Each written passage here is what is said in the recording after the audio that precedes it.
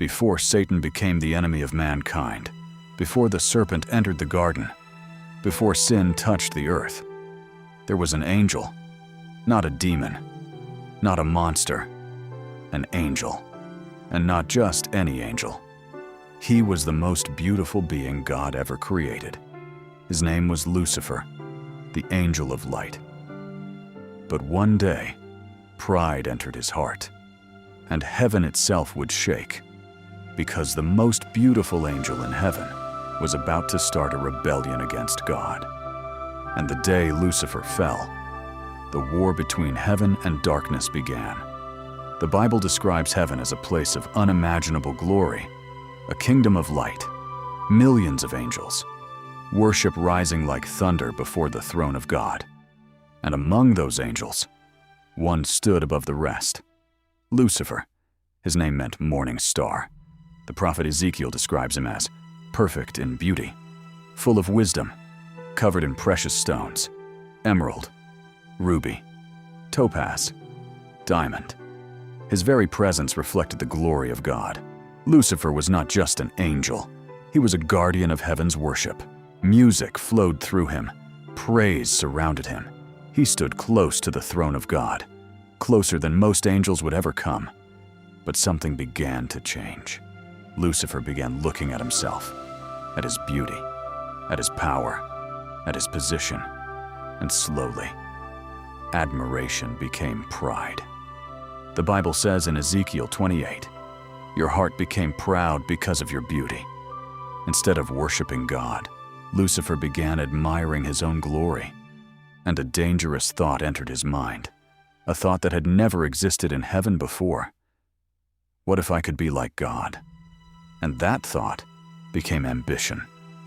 Lucifer began spreading his ideas, quietly, carefully, whispering to other angels. Why should God rule? Why should we bow forever? Look at our power. Look at our glory. The book of Revelation tells us something shocking.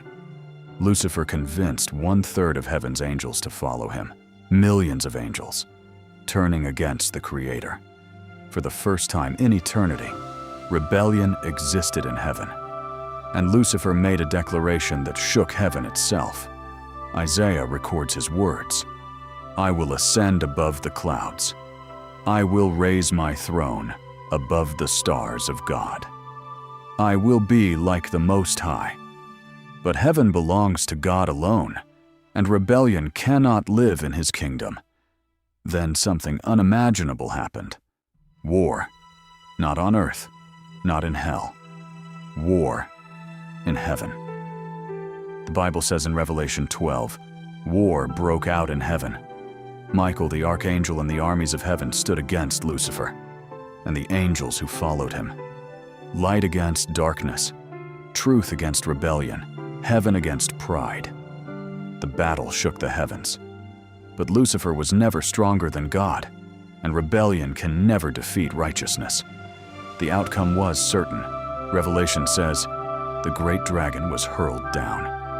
That ancient serpent called the devil, Satan, who leads the whole world astray.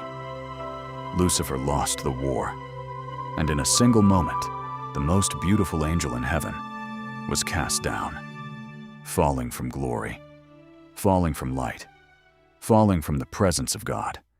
Jesus later said, "I saw Satan fall like lightning from heaven." The morning star became the prince of darkness.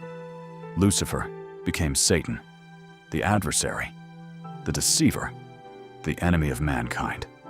The fall of Lucifer is more than a story. It is a warning, because the sin that destroyed Lucifer still destroys people today. Pride, the desire to elevate ourselves above God. Lucifer had beauty, power, position, but pride destroyed it all. And the same enemy who fell from heaven still walks the earth, looking for people to deceive, looking for hearts to corrupt, looking for souls to destroy. But the Bible also tells us something powerful. One day, the rebellion will end forever, because the same God who cast Lucifer out of heaven will one day defeat darkness completely, and righteousness will reign forever. If this story opened your eyes, remember this truth. Pride can destroy even the most powerful, but humility protects the heart. If you enjoy cinematic Bible stories like this, subscribe to Zinny African Tale Gospel for powerful Bible stories every week. And comment below. God alone deserves the throne.